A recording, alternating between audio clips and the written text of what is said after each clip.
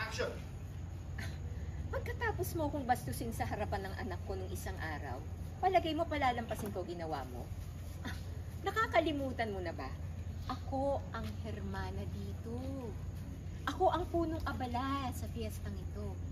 Kaya kung ako ikaw, mabuti pa maghanap ka na lang ng ibang piyesta kung saan mo ibebenta yung mga paninda mo. Masama talagang ugali mo, ate. Ako masabi. At ikaw, walang pinipiling lugar ang pagiging ugaling squatter. Ugaling squatter ba, ate? Ganito ba? Ganito ba?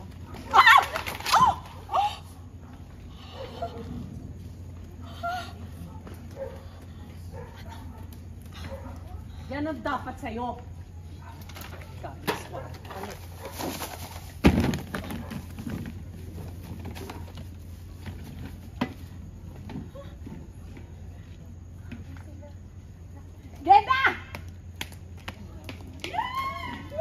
Cut! Okay yun, Drek. Take lang yun.